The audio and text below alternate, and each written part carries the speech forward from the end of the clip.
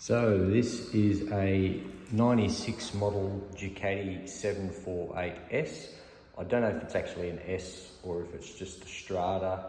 I bought in 2019 in a pretty sad state. It had been dropped both sides. The battery wasn't charging. It just looked pretty sad and unloved. All the fasteners were corroded. Had the 3-spoke wheels, which I wasn't a big fan of, so I put these Marchesini 5 spokes on after getting them powder coated. Since I've had it, I've fixed up the bodywork, so the front fairing is all carbon Kevlar. Some of it is the original Ducati performance stuff, and some I think is from Carbon Dream, which I'm not sure if they still exist or not.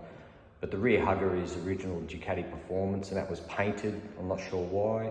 And the front hugger is also Ducati performance, which was painted, and I just sanded those back and clear coated those 2-pack. It's got a Termignoni half system on it. I've put a larger piston diameter rear brake master cylinder. The other one was just weeping a little bit, and the back brake didn't work all that well, so I thought I'd go a bit higher in size. It's got a carbon clutch cover. I'm not a huge fan of the rattle, but this is what it came with, and I like the look of the cover, so it's going to stay. And I put deuce fasteners on the fairing. I wasn't a big fan of the screw type. I'd rather take them off with my fingers rather than scratch the bodywork. It's got a carbon airbox. The original airbox was pretty well damaged. Every mounting screw point had a crack all the way through. It looks like someone had tried to install the engine through the airbox, so that's gone. The tank had a little ding in it. Got that out before paint, obviously. What else have I done? I've put heli bars on it. It was, for those of you who've ridden these, it's pretty bum up, head down sort of seating position, so that the heli bars just make it a lot easier to ride. I put a Olin steering dampener on it. The original, I think it was a Showa type steering dampener. It used to actually hit the tank, so there wasn't much clearance between the tank and the steering dampener. With the Olin's one, it seems a bit tighter, and the bracket offset is a bit better.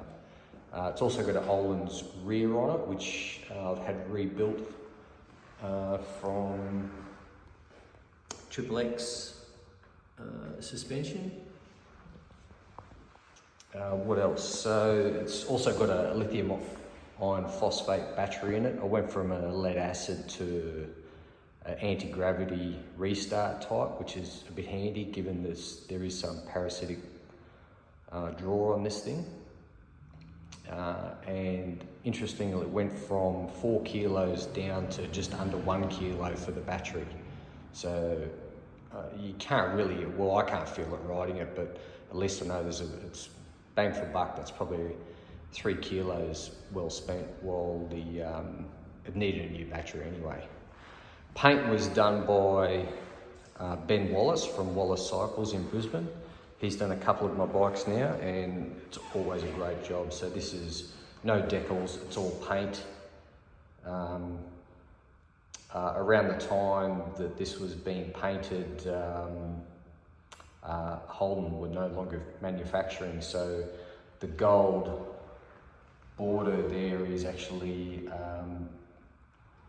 topaz gold, I think it is, from the Holden colour. So I thought that was a bit of a nod to an Australian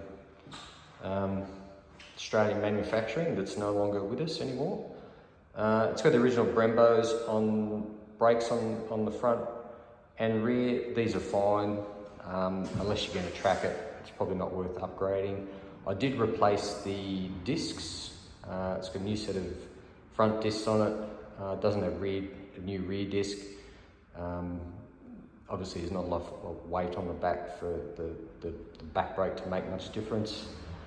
Original controls, I've put a bypass for the coolant, sorry, the fan switch, which is, you can see it's right there. I can turn the fan on or off, because once this thing gets hot, it just stays hot. So running the fan on when I'm in traffic, it never gets hot. So once I'm going again, I just switch it off. I was thinking about upgrading to a second fan, like the bigger models have. I think the 996 and the 998 has twin fans. This seems to be working pretty well at the moment, so unless it annoys me flicking the switch on and off, I won't bother, which it doesn't really bother me, so I probably wouldn't.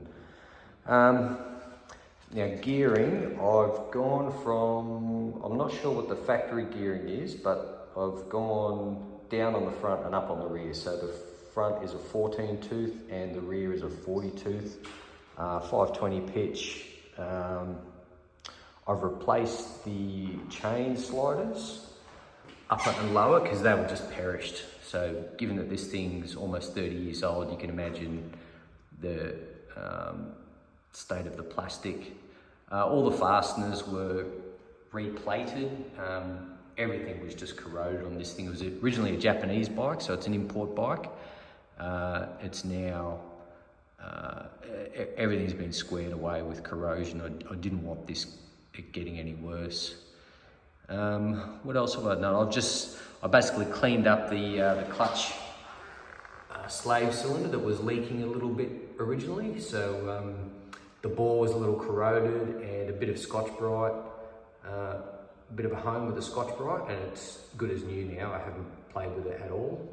I've got a quick change carrier for the rear sprocket.